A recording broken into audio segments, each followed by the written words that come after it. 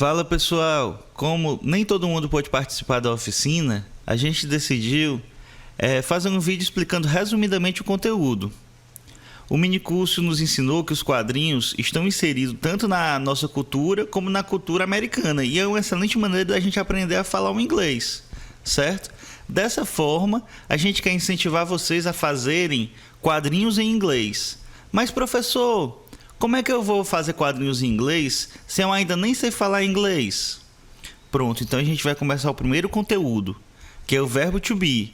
Através do verbo to be, já dá pra gente criar muita coisa. Então, vamos começar. Vocês sabem o que são verbos? Em português mesmo, o que são verbos? Nada mais do que ações, pessoal. A gente nomeia as nossas ações. Quando a gente nomeia as nossas ações, a gente chama isso de verbo. E no português a gente tem um monte de verbo, porque a gente faz um monte de coisa. O quadrinho só existe porque existe verbo.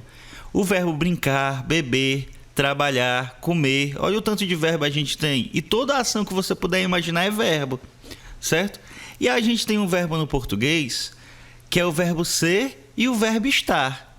E no inglês, ele é o verbo to be, certo? Então, quando você vê assim, o verbo to be, o que é o verbo to be? Certo? O verbo to be nada mais é do que o verbo ser ou o verbo estar, certo? Ele significa a mesma coisa, os dois, né? Tanto ser quanto estar. Então vamos voltar para o português. No português, como é que eu uso o verbo ser? Eu falo eu ser, ele ser, nós ser, ele ser? Ou eu falo assim, ó, como na segunda coluna, eu sou, ele é, nós somos. Vocês estão notando que na segunda coluna os verbos mudaram de acordo com o pronome? Entendeu? Então o que é que acontece? No inglês vai funcionar do mesmo jeito, pessoal. O verbo to be, ele não vai aparecer só be. Ele não vai ser I be, you be. Ele vai mudar. Assim como a gente fala, assim como a gente não fala eu ser, ele ser, a gente fala eu sou. Então o verbo mudou, ele flexionou, certo?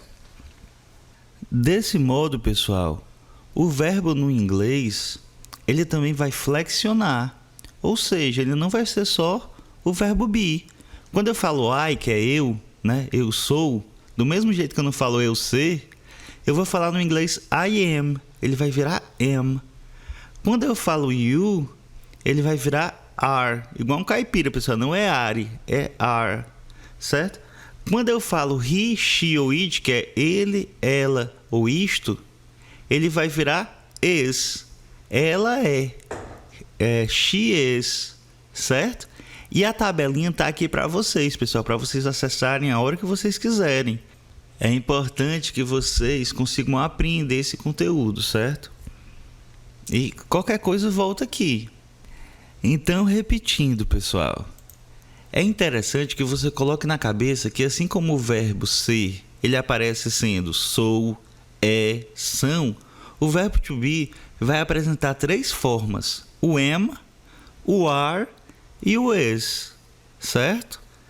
Elas vão acontecer de acordo com o pronome. Então, o verbo ele vai mudar de acordo com o pronome daquela nossa tabela, beleza? Sendo assim, pessoal, chegou a hora da gente construir nossas frases com o verbo to be, certo? Então, como é que a gente faz uma frase afirmativa? Como é que a gente vai afirmar, certo? Algo. Para isso, a gente usa o pronome que queremos, o verbo to be flexionado, assim como o pronome, e a profissão. O verbo to be ele serve para dizer o que a gente faz. Então, veja esse exemplo aqui, ó. I am doctor. O que é que significa? Significa que eu sou doutor, certo? Então, não é I be doctor, porque seria eu ser doutor. Eu vou falar I am doctor, certo? Se eu quiser colocar você é doutor, o que é que eu vou fazer? Eu vou usar o you, certo? You, eu vou ter que usar o are ou vou ter que usar o am? Eu vou ter que usar o are, certo? Porque você é doutor. E cada pronome vai usar o verbo to be de acordo com a tabelinha que a gente viu lá em cima, certo? Professor, e como é que a gente constrói as frases negativas? No inglês, pessoal, o não vem depois do verbo to be. A gente usa o verbo to be, certo? para dizer também a nossa idade. Então, como é que eu falo em português? Eu não estou com 12 anos. Nota que o não ele vem antes do estou, certo? Só que no inglês ele vai vir depois. Então, para a gente fazer uma negativa no verbo to be, basta colocar esse não na frente, depois do verbo to be, certo? É como se eu falasse assim no português, ó. Eu tenho não 9 anos, certo? Sendo assim, pessoal, para a gente negar uma coisa no verbo to be, a gente só precisa colocar o not depois do verbo to be, certo?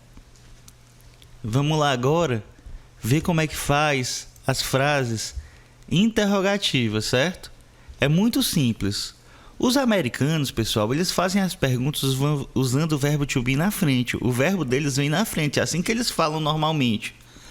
E a gente pode fazer isso no português, mas não é comum pra gente fazer isso em português. É como se eles preferissem falar sempre assim com a gente, ó. Somos nós felizes? É você triste? É ele velho? É ela jovem? Tá percebendo que o verbo somos vem na frente? Tá percebendo que o verbo ser, né, conjugado, ele vem na frente, ó, somos, vem na frente, ó, somos nós felizes. Eu começo com o verbo, né? No português a gente pode falar assim, se a gente quiser, somos nós felizes, a gente não usa, mas a gente pode. Já eles, é a forma correta deles falarem. Eles falam assim, ó, are we happy? Certo? Are you sad? Você está triste, né? Is he old? Ele é velho? Is she young? Ela é jovem? Então o verbo to be ele serve para você também perguntar algumas características das pessoas, certo? Então, só revisando, o verbo to be ele serve para dizer o que você faz, serve para dizer quantos anos você tem e serve para dar uma característica ou perguntar uma característica. Agora que você tem esse conhecimento, desenvolva suas próprias histórias em quadrinhos usando esse conteúdo. Lembre-se que qualquer situação pode virar uma história em quadrinho. Uma pessoa perguntando para outra e a outra respondendo no verbo to be, por exemplo, já tem um quadro, certo? Então vamos começar. Tenho 2 dicas importantes. Faça primeiro o texto, depois os balões e por último as imagens. Assim você vai organizar melhor seus pensamentos e cenário. Outra dica é, caso você não saiba uma palavra ou outra, você pode usar o Google Tradutor. No site da Google você pode colocar uma palavra em português lá e eles vão traduzir para o inglês, certo? Só não pode colar, né, galera? Então é isso a aula de hoje, um abraço, espero que todo mundo esteja bem, se cuidando e daqui a pouco a gente vai estar todo mundo junto na escola.